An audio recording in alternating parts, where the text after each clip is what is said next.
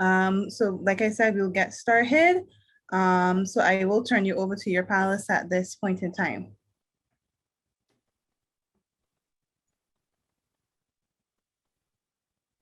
Also, just to let you know, there will be a live Q&A at the end with our presenters as well.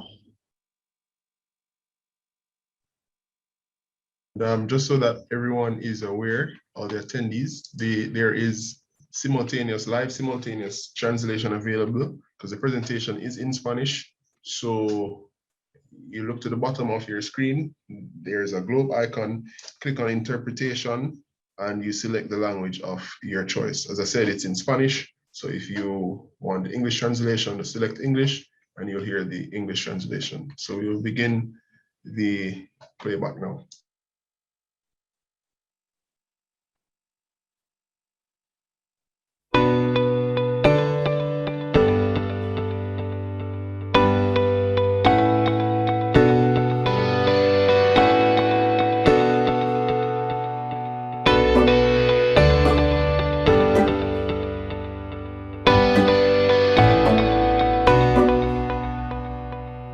Bienvenidos a nuestro panel titulado Inclusión, Justicia Social y Tecnología, lecciones aprendidas durante la pandemia en Panamá.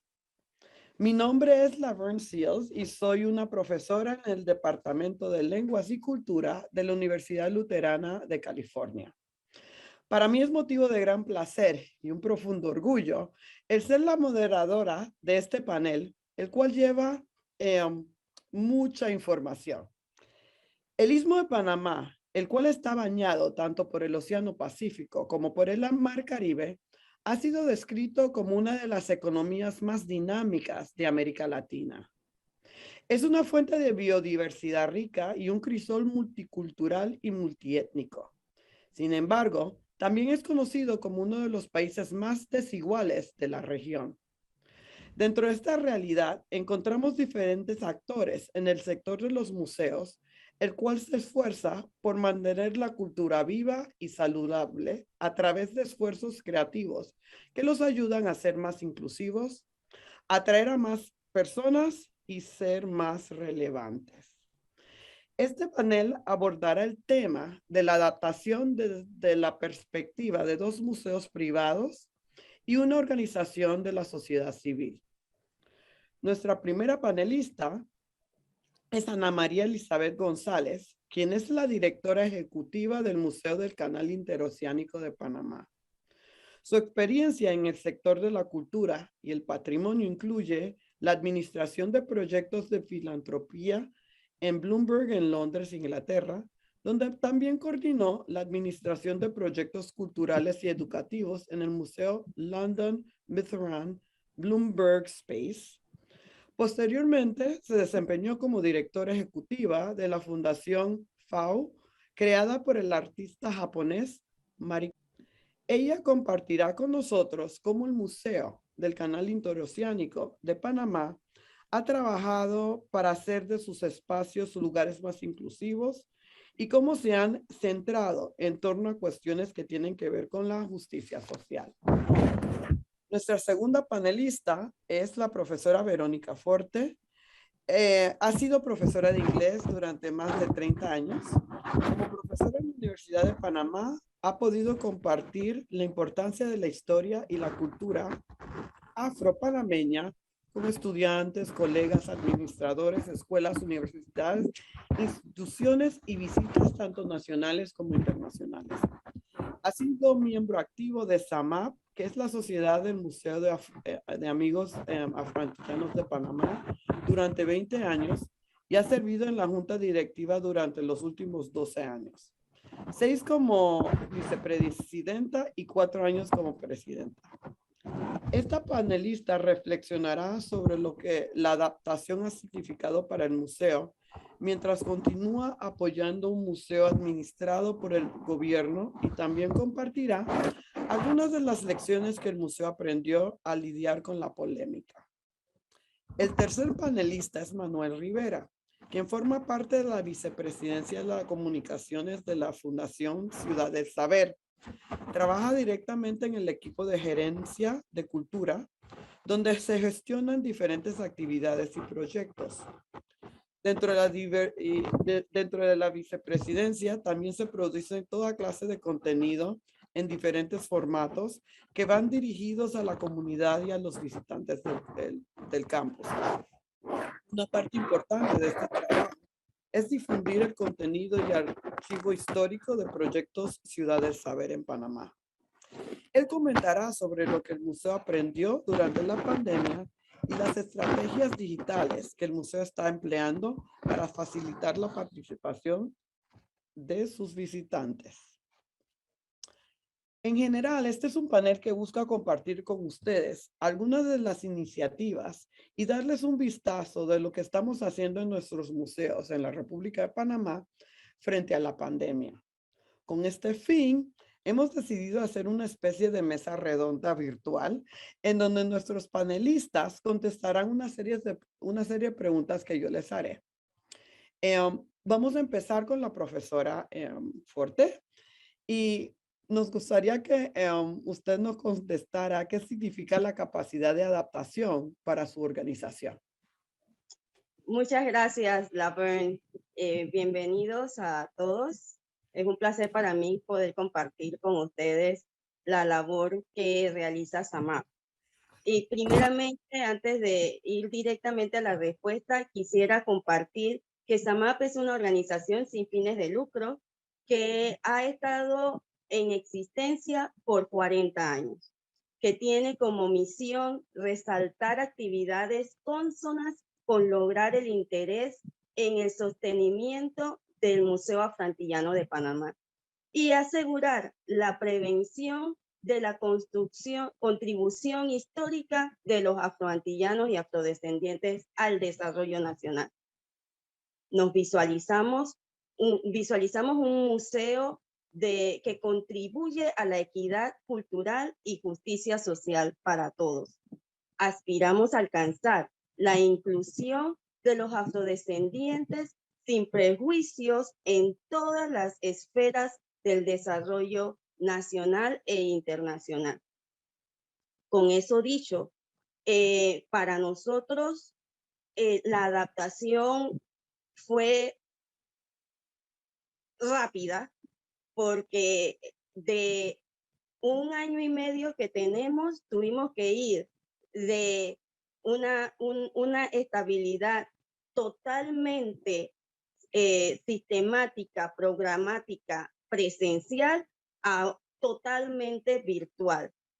Tuvimos que adaptarnos, ser resilientes, renovarnos, innovarnos, hacer cambios totalmente de lo que hacíamos presencialmente para entonces ir a esa situación virtual que estábamos viviendo. Por ende, nuestras reuniones que eran todos los sábados presencialmente, entonces ahora todavía hacemos las reuniones, pero 2 veces al mes. Eventos como la Feria Afroantillana, la Semana de Conozca Su Canal, que eran totalmente presenciales y que acomodaban a muchas personas, tanto nacionales como extranjeros, nos tuvimos que reinventar para llevarlos a un nivel virtual e inclusive televisivo con aliados estratégicos. Pero eso todavía no quedó ahí, porque antes nada más agarramos el teléfono y hacíamos una simple llamada o un chat por WhatsApp y para poder mantenernos en comunicación o quién sabe, todavía algunos un correo electrónico, pero por el estrés y todas las cosas que estábamos viviendo en el momento, tuvimos que irnos a reuniones, a conferencias totalmente virtuales, ya sea por plataforma de Zoom o cualquier otra plataforma virtual o social. Así que el proceso de adaptación no fue tan fácil, pero no fue imposible. Y todavía estamos en la lucha y trabajando hacia esa esa conectividad hacia un futuro más amplio. Muchas gracias. Ahora pasamos a Ana Elizabeth González. ¿Cómo hacemos que nuestros espacios sean verdaderamente inclusivos cuando muchas de nuestras comunidades están compuestas por grupos que están o han estado en desacuerdos entre sí? Muchas gracias, Laverne, y qué bueno escucharte, Verónica, de verdad me emociona mucho escuchar todas las iniciativas que ha tenido el Museo Afrantillano y SAMAP dentro de esta pandemia. En cuanto al Museo del Canal, quisiera poner un poquito el caso de estudio que hemos tenido en este periodo de cierre. Como a todos nos ha afectado la pandemia y tuvimos que cerrar nuestras puertas el año pasado, después de 23 años abiertos. Así que fue un desafío y como dijo Verónica muy bien, nos tocó reinventarnos. Además de pasar a lo digital, tomamos la oportunidad para renovar nuestras salas de exposición.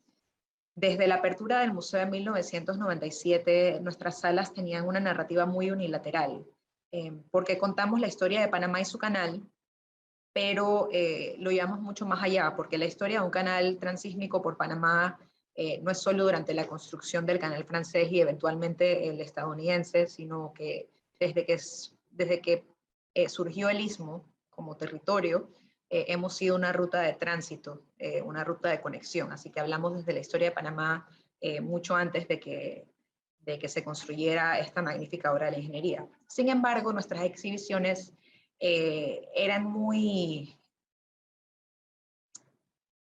unilaterales en cómo contaban esa historia. Hablaban de la conquista española, hablaban de las expediciones europeas y conversaban sobre la relación con Francia y la relación con Estados Unidos, pero se sentía que era una historia contada por terceros, no por las personas que la vivieron y la construyeron. Una de las misiones que tenemos como museo ha sido darle voz a esos héroes anónimos, a esas personas que además de los panameños, dieron su vida y dejaron sus hogares y llegaron a este país y lo hicieron su hogar para construir esta obra. En el museo anteriormente no se ignoraba, pero no se ahondaba sobre las historias de personas que vinieron de 97 países e hicieron de Panamá su hogar. Entonces, en parte, este cierre lo hemos utilizado para renovar no solo el diseño museográfico de nuestras salas, sino el guión museográfico. Y dentro de ello, cómo contamos esa historia. Ya no es solo el canal se construyó en tal fecha o los Estados Unidos y Panamá firmaron tal acuerdo, sino ahondamos un poquito más en la vida cotidiana, en el día a día, en las personas que de verdad vinieron acá, en este movimiento migratorio tan grande que se dio a inicios del siglo XX y en el siglo XIX con el canal francés.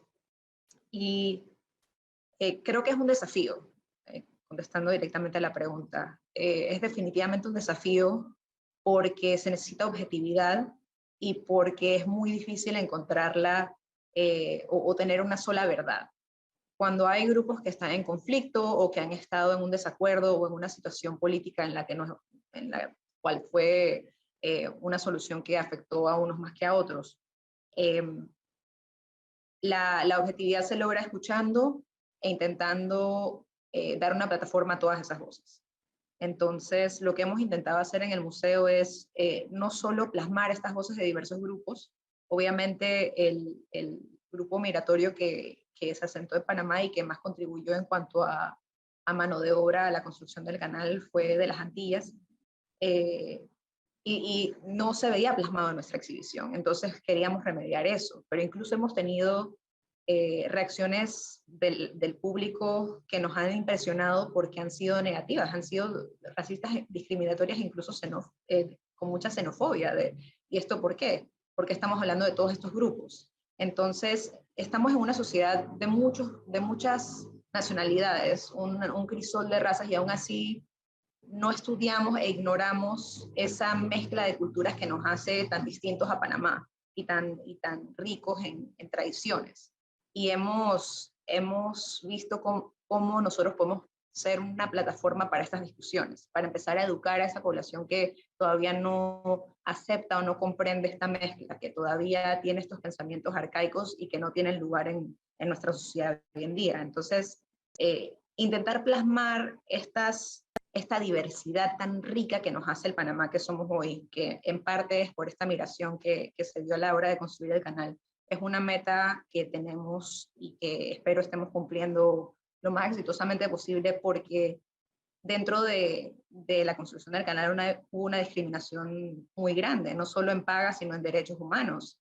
Y es un tema que no se toca en profundidad en las escuelas, que no se discute, y que creo que puede ser incluso del cual nos apenamos de conversar. Entonces, tratar esos temas, expresar la conversación difícil de tener, y dar un espacio para esas discusiones, para esas impresiones, incluso a los más jóvenes, es una conversación necesaria.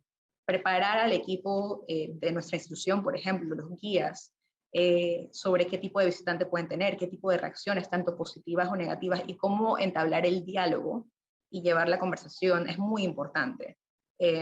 Porque así como tenemos personas que vienen y que quedan impresionadas de que no conocían esta historia y están agradecidos de haberse enriquecido con esta exhibición, hay otras, como mencioné antes, que no tienen una reacción tan afable. Entonces, saber cómo manejar esas discusiones, esas impresiones, qué podemos construir con el contenido que tenemos y con la plataforma que somos de educación como museo.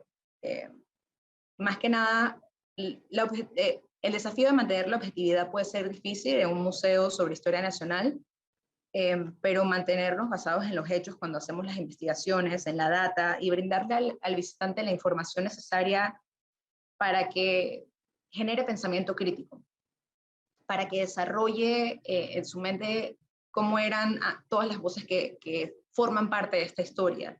Y además de eso, que le nazca seguir investigando y que se sienta partícipe de la historia de la que está aprendiendo, creo que es integral a la hora de dar diferentes puntos de vista en una exhibición. Muchas gracias. Gracias a ti. Manuel Rivera, ¿qué aprendió su organización de la pandemia? Bueno, tengo que tomar unos minutos de mi intervención y primero que todo, buenas tardes. Muchas gracias, Lauren, por su presentación y bienvenidas a mis compañeras.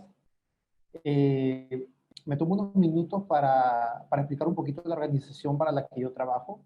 La Casa Museo de Ciudad del Saber es el punto de partida para conocer la historia de cómo se transformaron 120 hectáreas de una antigua base militar estadounidense establecida aquí en Panamá en una plataforma o un proyecto que se llama Ciudad del Saber, que básicamente es una ciudad, una comunidad innovadora que impulsa el cambio social a través de la ciencia, el humanismo y los negocios. La Casa Museo, al igual que la mayoría de las instituciones y espacios culturales a nivel mundial, sufrieron un cese de operaciones durante varios meses del año 2020. Y en una respuesta corta de cuáles fueron las lecciones aprendidas, podría resumirlas en que aprendizaje en alianzas, establecer alianzas, trabajo en equipo y un mejor aprovechamiento de la tecnología. La pandemia ha sido un periodo bastante complicado y difícil de manejar en muchos aspectos, sobre todo los operativos, lugares que manejan visitantes o que manejan distintas operaciones simultáneas, pero también ha generado un espacio para repensar y reformular nuevas estrategias, nuevas dinámicas. Creo que ahí es donde está el aprendizaje más importante. En ese sentido, para toda nuestra organización, que es más o menos una organización de 170 colaboradores en diferentes áreas, incluyendo los que atienden, los que ven directamente la Casa Museo, la pandemia se ha hecho que se trabaje mucho en el fortalecimiento de la comunicación y la capacidad de trabajar en equipo, apoyado siempre de la tecnología como un aliado. En un momento sin precedentes, por todo lo que pasó, nos ha tocado vivir la tecnología ha sido un aliado constante en este camino. Su flexibilidad o la flexibilidad que nos brinda para ajustarse a diferentes tareas, a diferentes públicos, diferentes propósitos, la convierte en una herramienta fundamental para llegar a muchas audiencias, algo que lo conocíamos, pero que también lo descubrimos en un espectro mucho más amplio por el uso de los espacios y las plataformas digitales en diferentes formatos que nos ayudan a divulgar toda clase de contenidos y narrativas al mismo tiempo, generándonos preguntas como ¿en qué más y cómo puedo aprovechar al máximo esta facilidad de montar un contenido y poderlo divulgar llegando a muchas más personas de lo que llegaría normalmente si el visitante viene a mi campus o viene al museo? En ese sentido, tanto al interno como al externo de nuestra organización, la tecnología nos ha ayudado a una nueva tarea de divulgación del conocimiento, así como a multiplicar los factores de influencia y la motivación hacia la comunidad, logrando en la medida de lo posible transmitir aspectos fundamentales tanto de nuestra cultura como de nuestros valores institucionales, en su momento para levantar los ánimos o para transmitir un mensaje positivo o para compartir contenidos de importancia, y no solamente al interno de la fundación, sino también a lo externo, hacia nuestra comunidad y también hacia el país, y por qué no también hacia el mundo. Usar esta misma tecnología integrada a diversos materiales, tanto gráficos como audiovisuales, nos ayuda a comunicarnos con un público que no necesariamente en este momento está todavía llegando al campus físicamente o que está visitando la casa museo, y que por todas las circunstancias podemos pensar que es un público que no tenemos dentro de nuestro radar. Por último, y terminando esta intervención, las lecciones aprendidas se pueden resumir y que de seguro seguiremos aprendiendo por varios meses más, se pueden ver como la suma o el resultado constante de entrar y salir de nuestra zona de confort, lo que teníamos antes aplicado a lo que hemos aprendido durante estos meses, entrar y salir de nuestra zona de confort. Para todos, en diferentes partes del mundo, todo lo que ha pasado no necesariamente se llegó o nos pasó con un manual de pasos a seguir, un listado de posibles soluciones a problemas que se nos iban presentando a medida que avanzaban los días.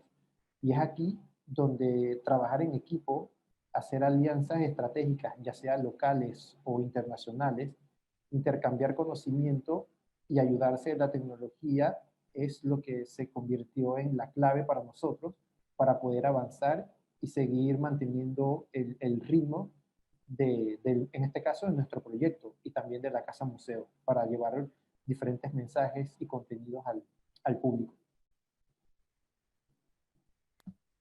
Muchísimas gracias. Okay. Vamos con la profesora Forte nuevamente.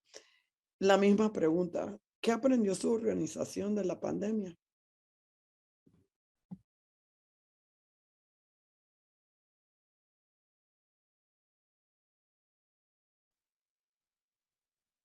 Sí, para nosotros, para SAMAP, fue un año y medio de aprendizaje, inclusive todavía seguimos aprendiendo, pero queremos mencionar algunos que fueron como que más fuertes que otros.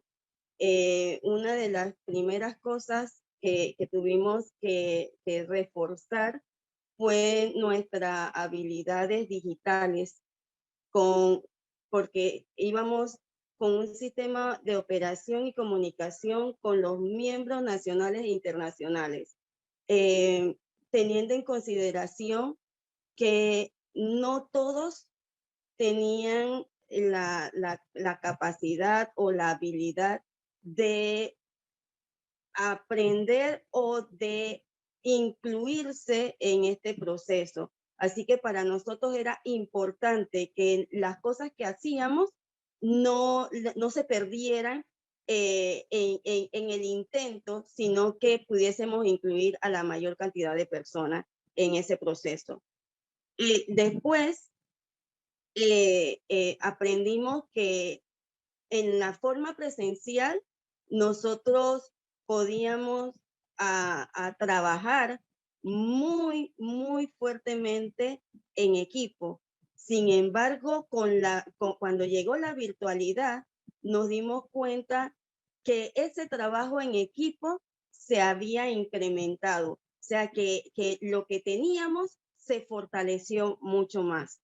También desarrollamos estrategias para ser mucho más solidario con todos nuestros miembros, ya fuese que residiesen en el país o que estuvieran en el extranjero.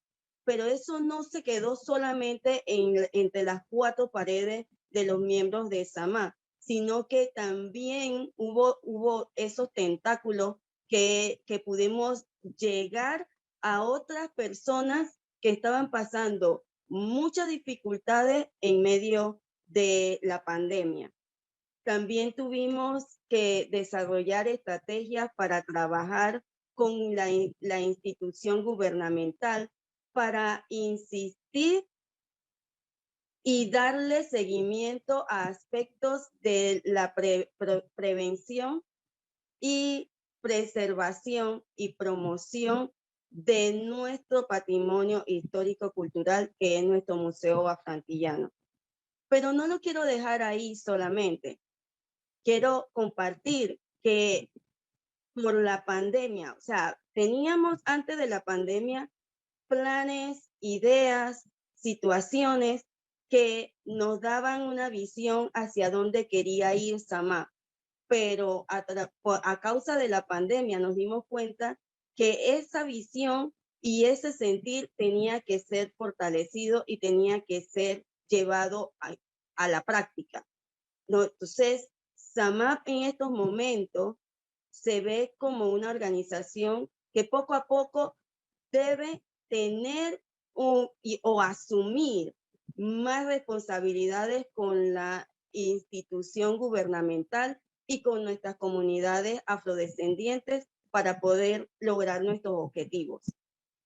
En estos momentos estamos desarrollando estrategias para tener un relevo generacional que continúe la labor que hemos realizado por 40 años.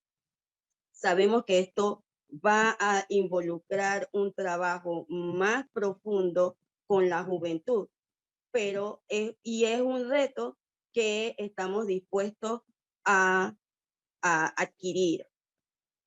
Hemos realizado alianzas a través de nuestros 40 años. Sin embargo, en estos momentos estamos realizando alianzas con agrupaciones jóvenes y esperamos que esas alianzas puedan aumentar en el proceso para fortalecer la preservación del Museo Afroantillano y la cultura afroantillana y afrodescendiente en Panamá.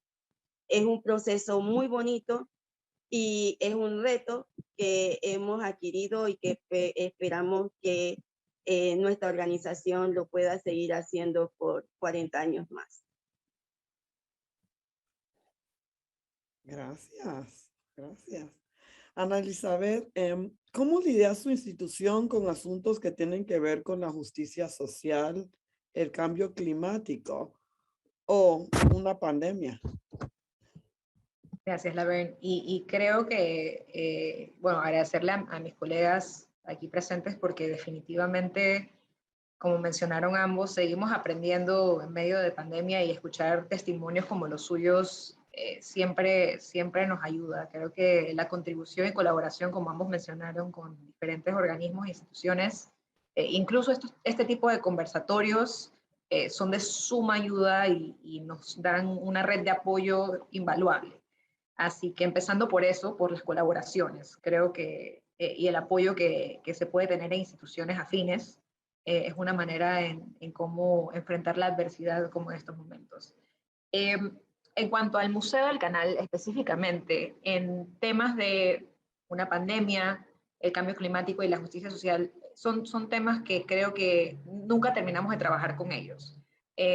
Siempre tenemos una data nueva, una información nueva, algún desafío nuevo que nos hace tener que adaptarnos. Y creo que esa es la clave tanto del éxito como de operativo como el éxito de mantenernos actuales en una institución como esta, la adaptabilidad y la flexibilidad que puede tener una institución, que no siempre es fácil porque muchos de nosotros estamos limitados de recursos. El museo es una organización privada, pero es una organización sin fines de lucro, entonces las actualizaciones a veces son más fáciles si existen los fondos para adaptarse rápidamente al cambio. Pero la adaptabilidad es clave. En cuanto a, por ejemplo, la pandemia, como mencionaron mis compañeros y creo que mencioné anteriormente, los museos alrededor del mundo se fueron a lo digital. Hace 10 años uno hubiera preguntado y creo que mucha gente hubiera dicho que la tecnología iba a arruinar las experiencias de los museos, que eso iba a interrumpir las visitas, que si la gente podía ver fotos online o tours virtuales ya no iban a querer ir a un museo, por ejemplo, lo cual es totalmente falso. Todo el mundo sabe cómo se ve la Mona Lisa y sigue siendo la pintura más visitada del mundo. Entonces, si recuerdan, hace muchos años no se permitían fotos dentro de los museos. Ahora ya mucha gente ha dicho que se pueden fotografías, pero sin flash. Pero el contenido que tenían antes era casi que secreto. Entonces, este cambio a lo digital no reemplaza una visita física, pero es una herramienta fantástica, sobre todo para conversar y dialogar con las generaciones más jóvenes. Las generaciones que crecieron con el internet, con el teléfono celular, con una aplicación que les dice cualquier cosa que quieran saber en la punta de sus dedos. Ya no estamos hablando de memorización de datos, sino más bien cómo interactuar con ellos. Ya la información de aprenderse fechas, aprenderse números, aprenderse nombres, es algo que si se puede encontrar a la punta de tus dedos, no tiene tanto peso como en mi época, que nos hicieron hasta memorizarnos los elementos de la tabla periódica. Entonces es adaptarnos a cómo presentar y transmitir esa información. En caso de la pandemia, irnos a lo digital, cómo podemos llegar a nuestras audiencias, redes sociales, una plataforma gratis, cómo podemos interactuar con ellos, porque no es solo presentar la información, cómo interactuamos con la audiencia, cómo ampliamos nuestra audiencia, no solo a las personas que ya nos ven, cómo podemos llegar más allá. ¿Qué hacemos? Hay casos muy puntuales sobre actividades que hemos desarrollado en que teníamos momentos de manualidades y le pedíamos a las personas que nos enviaran sus fotografías, por ejemplo, y era algo que, estando encerrados durante pandemia, tener una actividad que hacer en familia, que era con lo que tuvieras a mano, era una manera de conectar, de estimular la creatividad y a la vez mantenernos conectados con esas personas que nos veían. ¿Qué contenido pudiéramos generar? ¿Cómo podemos colaborar con otras personas, otras instituciones que están en nuestra misma situación? Y creo que en cuanto a la pandemia eso fue muy importante, la adaptabilidad. Pero también lo es en casos de cambio climático. Obviamente es una de las amenazas más grandes que tenemos en el mundo hoy en día, si no la más grande, y por la cual tenemos que hacer muchísimos cambios para llegar a desacelerar, porque definitivamente lo podemos ver diariamente, el efecto del cambio climático es enorme. Y una de las cosas que hemos empezado a hacer en el museo es la reutilización de materiales. Una capacitación obviamente con el equipo interno del museo, pero también apoyándonos de instituciones que manejan muchísimo mejor que nosotros el tema y cómo podemos nosotros reducir nuestra huella de carbono, cómo podemos reutilizar nuestros materiales, cómo podernos irnos más a lo digital y dejar de imprimir tanto. Incluso la reutilización de materiales de exhibición es algo que estamos viendo ahora mucho. Intentando comprar también materiales para exhibiciones que puedan reutilizarse a futuro, siempre pensando en un segundo o tercer uso para el material que conseguimos para poder reducir ese gasto de material. E intentar también ser un medio por el cual podemos educar a nuestros visitantes al respecto, ¿no? No solo basta con reutilizar este material, sino decirles a las personas, oigan, esto es algo que necesitamos hacer, y explicarles el por qué. Hacer, por ejemplo, talleres pedagógicos sobre reciclaje, hacer talleres con colegios sobre este tipo de iniciativas para la reutilización. Hace poco incluso hicimos una feria, Panamá Ciudad Verde, fue la primera que se hace en Panamá y fuimos los anfitriones de ella. Se hizo una carrera verde por la región del Casco Antiguo donde estamos ubicados, pero aprovechamos también para darle una plataforma a comercios orgánicos que tenían material reutilizado, por ejemplo, ropa de segunda, joyería reutilizada o cualquier tipo de bisutería y otras posibles confecciones del material que se había utilizado anteriormente de otra manera, y tener una plataforma, un foro para que esto sea una conversación. Vemos un foro muy interesante sobre comercio verde. Y por último, para no alargarme mi respuesta en temática de justicia social, y creo que ahondé un poquito en ello en mi respuesta anterior, con el desarrollo de nuestras nuevas exposiciones, o más bien renovación de exposiciones, más que nada escuchar a nuestras audiencias y adaptarnos acordemente. Y creo que eso es algo muy importante, porque uno puede estar encerrado en la creación de una exposición o en la generación de un guión y estar fuera de contacto con la audiencia que te visita y ver los comentarios de qué hace falta, qué nos está faltando, qué voz estamos ignorando. Y nos dimos cuenta que en el museo no se representaba, por ejemplo, a la mujer. Nosotros contábamos la historia del canal y no había ninguna sola imagen de mujeres en esa época. Nada más imágenes de esposas pero la migración que hubo incluyó muchas mujeres, quisiéramos decir, aguerridas, que se tiraron a este territorio casi que inhóspito de diferentes lugares del mundo a buscar una familia, a buscar un trabajo. Ellas, independientemente, no solo vinieron esposas o hijas ellas también viajaron por sí mismas y generaron una estabilidad laboral que en los primeros años de la construcción del canal no existía. Había mucha deserción laboral al inicio, y las mujeres crearon un sentido de comunidad, trajeron consigo la creación de clubes, de organizaciones, de colegios, de vida en el hogar, y crearon una comunidad, la comunidad Sonian, y trajeron muchísimas riquezas, tanto culturales, gastronómicas, consigo, que permearon en nuestra sociedad hoy en día. Y eso era un tema que no contábamos, al igual que los temas de discriminación que se vieron fuertemente durante la construcción del canal. Incluso las leyes que se adoptaron de Jim Crow laws, que trajimos a Panamá cuando teníamos un territorio estadounidense. En vez de hablar de personas de color y personas blancas, se denominaban personas de la planilla de oro y de plata, pero incluso dentro de ello había una discriminación mucho más diferenciada a las personas que venían, por ejemplo, del Caribe, que una persona europea, ambas siendo de planilla de plata. Entonces, son temas que no tocábamos, son temas que era necesario discutir, y escuchando la retroalimentación de nuestra audiencia y viendo los huecos que teníamos, no solo en nuestras salas como narrativas, sino en nuestra colección, nos dimos cuenta de muchas cosas, y probablemente tenemos mucho trabajo que hacer. Nos dimos cuenta que teníamos nada, cero, lo mínimo, y ahora tenemos un espacio en el que contamos esa historia e intentamos darle una voz a esa historia, pero es un trabajo constante, es adaptarnos constantemente a las realidades y a las dificultades que podemos enfrentarnos, tanto, como mencionaba, pandemia, cambio climático y justicia social.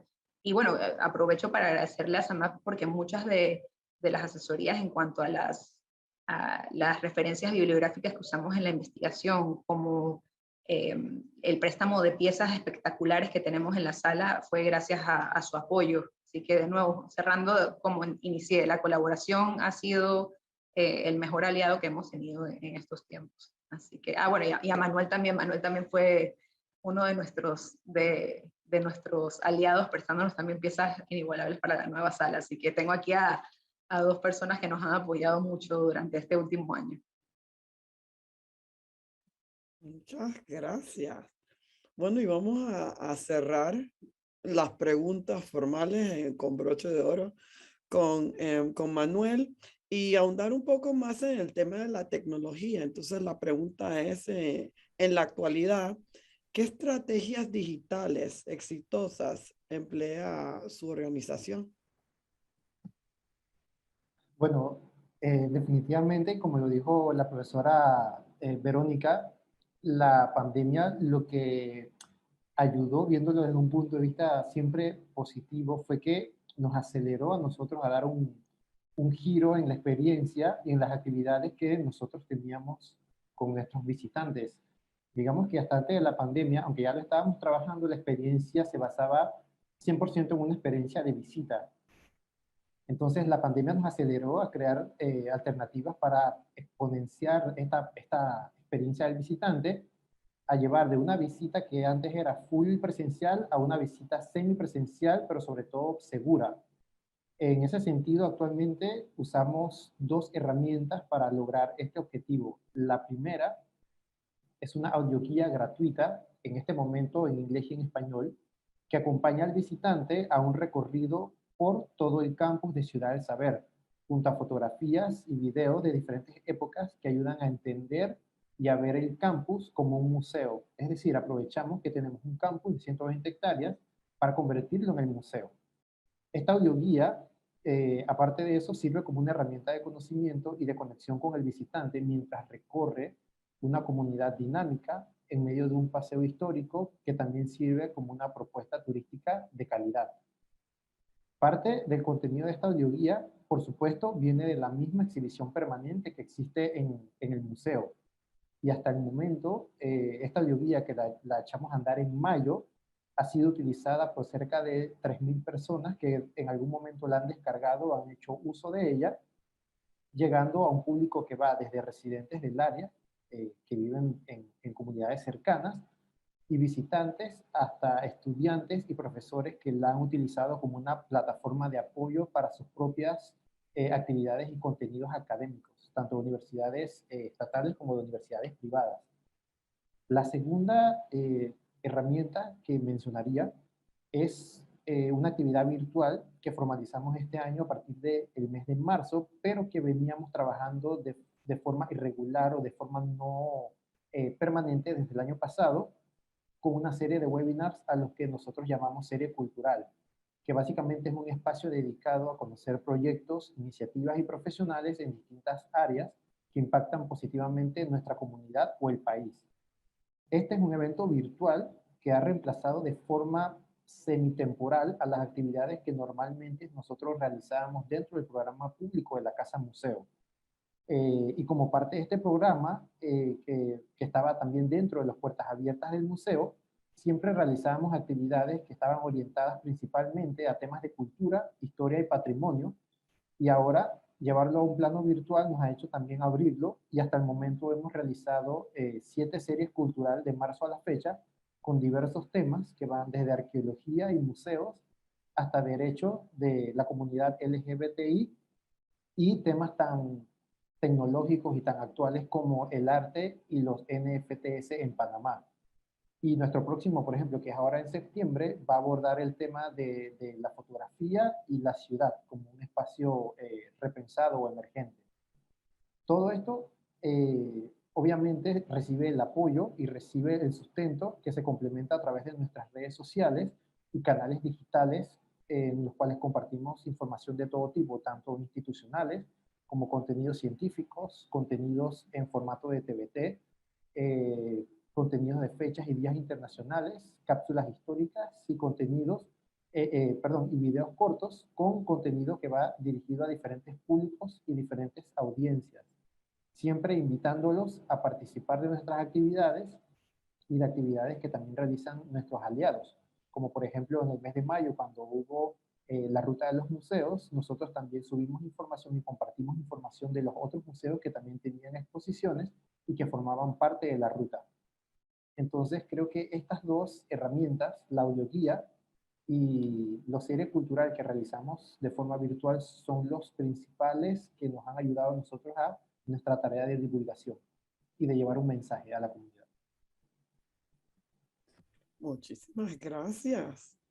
Bueno, quiero agradecerles a todos, a los panelistas, por su valiosa información, la valiosa información que han compartido con nosotros. Y a continuación pasamos al segmento de preguntas y respuestas del público.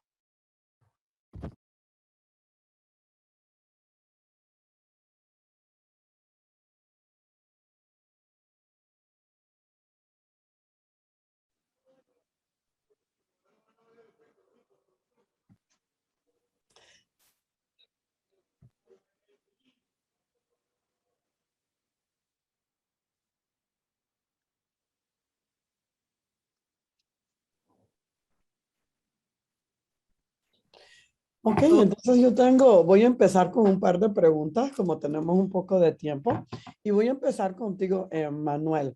¿Cuáles son los siguientes pasos para completar la experiencia de la audioguía de la que hablaste?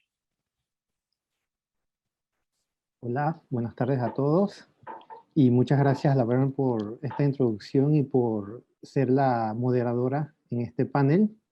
Y mis compañeras también, bienvenidas, muchas gracias.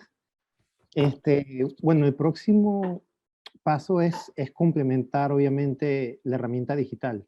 Creo que la herramienta digital sirve como un soporte, y si bien es cierto que durante el año pasado las visitas fue una actividad que se vio muy afectada, producto de los cierres, la apertura gradual de los espacios culturales, de los museos, vino acompañada también de una limitante de espacio. Entonces, la audioguía invita al visitante a hacer un recorrido por el campus, que es bastante amplio, son 120 hectáreas, pero también va a ir siendo complementada con experiencias que al mismo tiempo conectan con la casa museo. De por sí la casa museo es un espacio bastante pequeño en condiciones normales.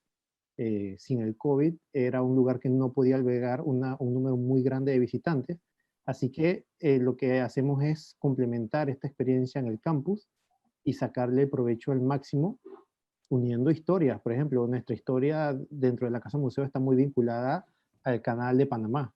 Es decir, que nosotros también en el recorrido mencionamos aliados estratégicos como el Canal de Panamá y obviamente SAMAP, por ejemplo. Invitamos en el recorrido también al visitante a que visite estos espacios, potenciando un poquito que el área en la que estamos también se presta para tener un circuito de museos.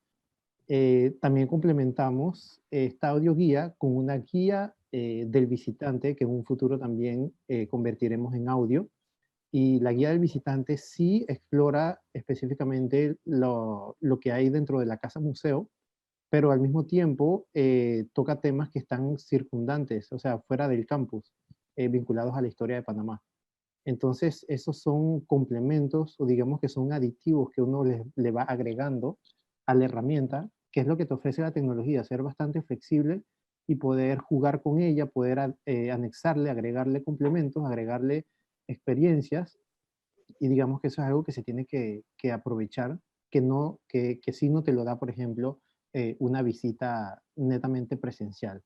Creo que esos son los siguientes pasos que nosotros vamos a tener, y ahora que a final de año las cosas están también un poco más flexibles, hay un poco más de concurrencia y los espacios se están empezando a reactivar nuevamente. Mil gracias. Tenemos una pregunta del público y es una pregunta realmente para todos. Y es, ¿creen ustedes que la virtualidad afectó la conexión de los museos con nuestras comunidades? Y si es así, si pueden mencionar por lo menos uno de los retos que ustedes consideran que es el más importante. ¿Quién? Bajan a Ana Elizabeth y después Sí, Verónica y después con mucho regresamos a gusto. Manuel. Bueno, la virtualidad definitivamente afectó, creo, positivamente nuestra conexión con la comunidad, porque como mencioné en la presentación anterior, nos permite llegarle a personas que no necesariamente habían tenido contacto ni con nuestras instituciones y puede que ni siquiera con el país. Nos permite llegar no solo a los locales, sino a nivel internacional, como estamos haciendo hoy día. Hoy estamos virtualmente conectando con muchísimas personas y con el público de muchas partes del mundo. Así que creo que definitivamente ha sido una conexión positiva. Y en cuanto a uno de los retos es, diría yo que como ahora hay muchísima disponibilidad online, por ejemplo, de Zooms, de actividades virtuales, cómo diferenciarnos, cómo decir, ah, este es el que quiero vivir o esta es la actividad que quiero realizar. Porque todos, no solo los museos, sino todos nos hemos tenido que ir a la virtualidad, así que tener ese factor diferenciador para crear presencia y posicionamiento ha sido un reto bastante grande. Gracias. Sí, Me uno a lo que acaba de decir la compañera Ana. Al principio nosotros sí teníamos mucha preocupación con el hecho de cómo invitar a las personas, cómo incentivar a las personas a que se unieran a los eventos, a que buscaran más información sobre el museo a través en línea. Sin embargo, cuando nos atrevimos con nuestros 2 primeros eventos, nos dimos cuenta que, wow, la diferencia era grandísima, porque no estábamos para el tiempo de que tenemos la feria, que es carnavales, que mucha gente viaja. Sin embargo, pudimos llegar a través de la virtualidad a mucho más países, muchas más personas, y lección aprendida, últimamente todo lo que estamos organizando es con esa visión de tener esa parte virtual, que sí estamos yendo a la presencial, pero incluyendo esa parte virtual, pensando en las personas que no pueden estar presentes.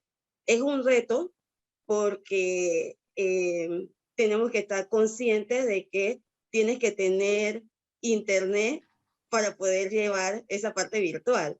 Entonces, los lugares que utilicemos, o ya sea que lo hagamos con data propia, pero hay que ese cambio de mentalidad, ¿no? Que no solamente lo que estamos en el país, sino que podemos llegar a otras personas a través de la virtualidad. Así que sí afectó, pero como dijo Ana Elizabeth, positivamente. Gracias, Manuel. Bueno, concuerdo con mis dos compañeras al 100%. Sí afectó, pero positivamente. En el caso de nosotros, la Casa Museo está rodeada por un espacio súper amplio que fue una antigua base militar. Entonces, ¿cómo tú llevas esa experiencia que antes de la pandemia nosotros sí usábamos plataformas para eventos, pero digamos que nuestra experiencia no estaba basada en una experiencia virtual? Entonces, ¿cómo tú llevas esa experiencia de visitar un campus tan grande, tan amplio, una casa museo? ¿Cómo la llevas poco a poco a un espacio virtual? Y entonces, bueno, cuando empezamos a crear la audioguía, también nos pusimos a pensar algo que acaba de decir la profesora Verónica, de que no necesariamente la gente está en Panamá. Entonces, ¿cómo sacar un producto sin dilatarlo tanto, sin pasar 8 o 9 meses produciéndolo? Entonces, la audioguía también ayuda un poco al visitante a que si no está en Panamá y la descarga, o que esté en Panamá pero no esté en la capital y la descarga, esa narrativa te ayuda un poco a entender el espacio en el que posiblemente puedas hacer una visita más adelante, y eso obviamente también está complementado con lo que nosotros manejamos en redes sociales, los contenidos de redes sociales, los TBTs, cápsulas históricas, y eventos virtuales con aliados estratégicos que también tocan la temática de la historia del campus y de la historia misma del Canal de Panamá, pues que está muy vinculada a la creación de esa base. Entonces creo que sí lo afectó, pero de forma positiva, y es como lo práctico y lo flexible de la tecnología en este momento, que tú la puedes adaptar a tu museo, la puedes adaptar a tu contenido, y en el caso de nosotros usamos una plataforma para crear la audioguía que es gratuita. Y eso lo puede usar cualquier espacio cultural, cualquier comunidad, cualquier museo, para potenciar el contenido del mismo. Así que creo que en resumen también fue una experiencia positiva. Muchas gracias. Ana Elizabeth, hay una pregunta para ti. Alguien pregunta si nos puedes compartir algunas de las reacciones negativas recibidas en cuanto al cambio a ser más inclusivos en las exposiciones y cómo manejaron eso, cómo tomaron decisiones, ¿no? Gracias, Laverne. Bueno, hay dos partes en esas reacciones. Una por un lado, contenido y otra de el trabajo detrás de ello. Y empiezo por la última.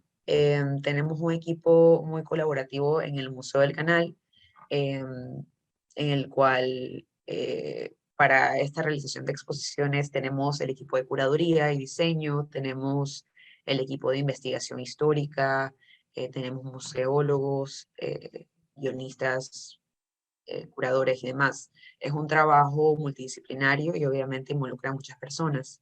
Y una de las reacciones que tuvimos fue quién tenía derecho a contar esta historia y cómo se contaba.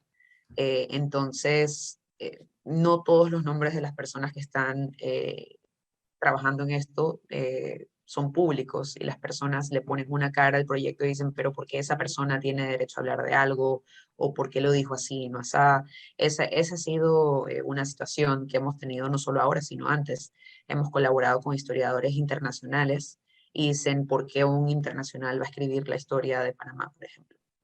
Y en cuanto a contenido, Panamá es un país muy diverso, muy rico en diferentes culturas, pero a veces nos ignoramos esa diversidad cultural en nuestra identidad, así que hay personas que veían esta exposición en la que se hablaba de esta mano de obra tanto que proveniente del Caribe como de Asia, como de Europa, y decían, pero yo ¿por qué tengo que aprender de esto si yo soy panameño?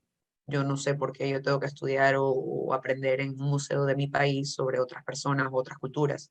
Entonces, esa era un poco las reacciones que hemos recibido y la manera en que lo manejábamos era simplemente expandir en el porqué y tener ese diálogo, porque siempre es saludable con personas que muestran un poco de, ya sea apatía o alguna duda, la comunicación transparente y abierta. Así que lo mejor que hemos podido hacer es no rechazar a esa persona por tener una opinión diferente, sino invitarla a dialogar y explicarles nuestra posición y el por qué estamos haciendo lo que estamos haciendo y cómo lo trabajamos. Esa ha sido la experiencia hasta ahora. Muchísimas gracias por compartir. No sé si la profesora Verónica está todavía, creo que sí. Y la pregunta para ella tiene que ver con el hecho de que mencionaste a la juventud y que SAMAP está trabajando con ella. No sé si podrías expandir un poco en cuanto a iniciativas que tiene el museo y planes para el futuro. Sí, uno de nuestras campañas muy fuerte este año como plan estratégico es poder convocar a la juventud a que se una al esfuerzo que realiza la Sociedad de Amigos del Museo Afrohaitiano de Panamá, que es SAMAP. Y por ende, para noviembre tenemos nuestra primera campaña, que va a ser el 14 de noviembre. Eso va a abrir nuestro periodo de toda una semana de actividades titulada Juventud y el Bicentenario. Y la idea es que los jóvenes de nuestro país conozcan quién es SAMAP, qué hace, cómo lo hace, por qué lo hace, cuáles son nuestros objetivos principales de existir y a través de eso poder reclutarlos para que sean parte de esta lucha en la preservación de nuestra herencia cultural y que de una generación a otra pueda ir pasando la información y ese orgullo de ser afrodescendiente. Muchísimas gracias. Quiero agradecerles a todos por la información que han compartido con nosotros y quiero también invitar al público a que vengan a conocer nuestro país. Tenemos muchísimo que ofrecer, tenemos una variedad de museos, estamos preparados y listos para recibirlos. La pandemia no nos detuvo y venimos mejor de lo que estábamos antes. Así es que muchísimas gracias por haber estado con nosotros y los invitamos de todo corazón a que vengan a visitar nuestro bello y apreciado Panamá. Hasta pronto. Hasta pronto, muchas gracias. Luego. Chao, hasta luego. All right, everyone. That concludes this session. That was a lovely presentation, and I'd like to thank all of the presentators for their contributions. let us know the next session that is up for us. One that I think everyone has been looking forward to is the verb mix and sip, which starts at 3:45. Remember that you can find your next session in the sessions menu, which is on the side. And also we do have the chat icon just in case you have any issues. And thank you for joining us today, and I will see you all in the next session.